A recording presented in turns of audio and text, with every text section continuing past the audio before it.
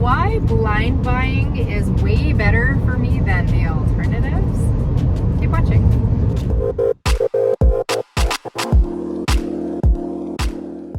This is probably the 5th video you will see of me exactly right here. Why not? I want to talk to you today while I'm driving to Thunder Bay from Dryden about why I blind buy and why it's my preferred method of acquiring fragrances. I want to say that I allow myself one fragrance purchase a month.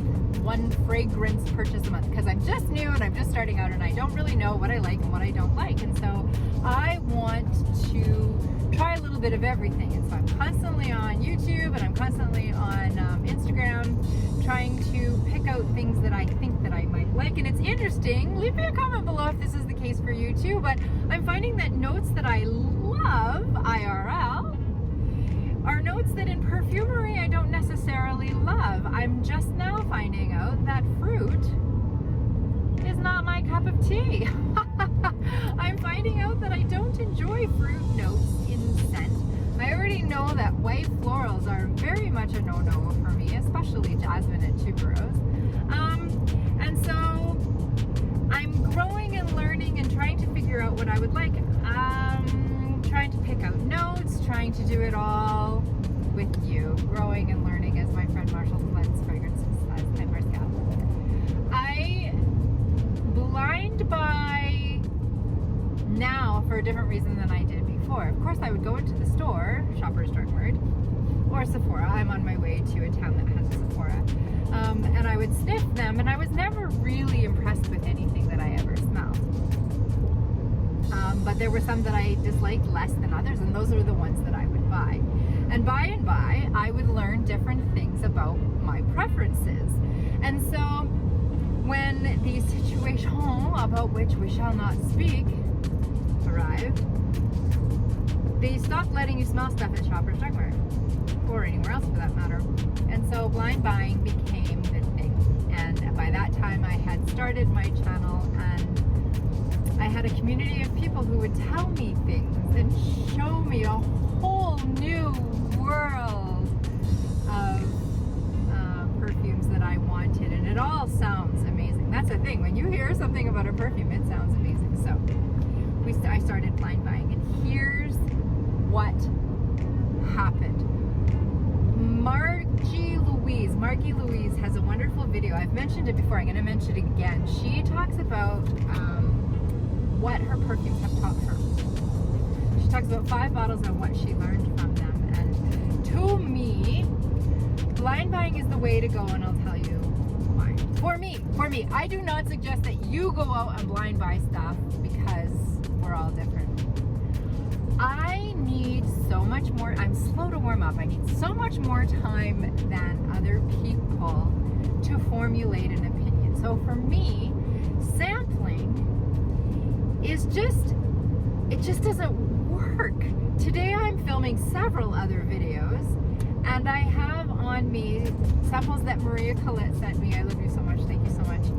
I have So Scandale, Sardi Donna, Elisab Le Parfum Royal, and Wonderland Peony on me right now, and I have enough to formulate some kind of opinion, but not enough to fall in love. And I don't say that because the samples weren't generous. They certainly were. The thing is, I seem to hate everything upon first sniff. Hate's a strong word, but I've got these 4 on me, and I'm not even close to considering even a small bottle of any of them. What does that have to do with blind buying? What that has to do with blind buying is that I dislike everything I blind buy at first sniff, mostly too. And what happens is I have paid money, hard-earned money. I say that I buy 1 a month, and then I will take back empties and get money from that. I save $20 every 2 weeks, and once that adds up, then I can, in good conscience, buy myself a scent once that adds up to something that I want. So one perfume a month, saving up to buy like that, and then wherever I get money, scratchy tickets from Christmas, that kind of thing. Just to keep myself fiscally responsible. So when I blind buy something, I pay for it. And you know, usually I'm blind buying niche stuff because that's what interests me right now. And so when I purchase something and I've shelled out the money for it, and you know, I'm not, look at me. Do I look like I'm gonna sell something? And no, I'm not. I'm going to keep it and I'm going to love it. I find something to love about it. I figure out what notes are in there that I like or I don't like. And right now I can tell you that there's only one scent of which I have a full bottle that I have not convinced myself to love. I do not love the scent that started it all. Editing Yulia here. If you know which scent started it all and what I'm about to say, leave me a comment in the comments. Say it with me, Carolina Herrera, good girl. I don't love it. I can't find anything nice to say about it yet, but I will.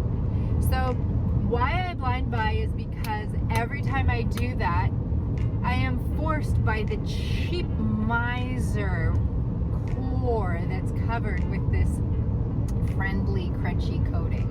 At my core, if I've spent the money, I'm gonna find something I like about it. And so, case in point, so many of the beautiful scents that I have I force myself to like it. So I have a video, which I will also link somewhere, about, the camera keeps falling, about Arabian's Tonka. And I was like, no thank you. I bought it, I blind bought it, and I thought every different thing about it. Every which way but loose was where I was going with Arabian's Tonka. And I did make the disclaimer that I would probably love it, but I did mention how much I really didn't love it upon first sniff. It's happened. I like it a lot. So I go in depth into these scents that I, upon first, second, third, fifth impression, do not love. I find something to love about it, and that's how it happens. And it's never happened to me more with samples. If I like something, like, I don't normally buy things after having had a sample, like a normal size sample, or even the generous ones that Maria sent me. It takes more time for me to appreciate something. And so, like I said, I think the only scent in my entire collection, and I don't have any of it left, I had the hair perfume and I wore it all, and that's testament to how hard I tried. I don't love it at all, and I'll never repurchase it, but I will keep that bottle to remind myself. I blind buy because it gives me opportunity to learn and to grow, and I eventually find something good to say about all of them except for that one. I'm not advocating blind buying. What I'm doing is sharing with you that each bottle, like Margie says, each bottle teaches me something. Each bottle gives me a new appreciation for something or affirms something that I know. So for example, jasmine is something that is in almost every perfume, and I am not a huge fan. When it's blended correctly and maybe hidden and tucked behind other things, then I can handle it. But I'm beginning to understand more and more about myself. So that is why I blind buy, and that is the other side of that is that I don't suggest that unless you are in a place where you have the time and the patience and the disposable income to do that, because it is easy to sell them. I just don't want to do it. So why do I blind buy? I blind buy because it teaches me something every single time, and every time I mean, there's excitement to it. There's all of that, but why do I do it? Like, I do it on purpose now.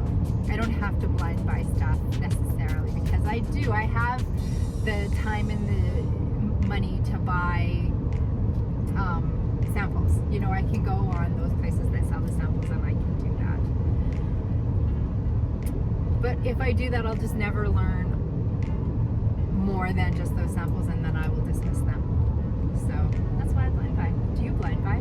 I need to know. I need to know if you enjoyed the blind buy. Why do you blind buy? If you don't blind buy, Why?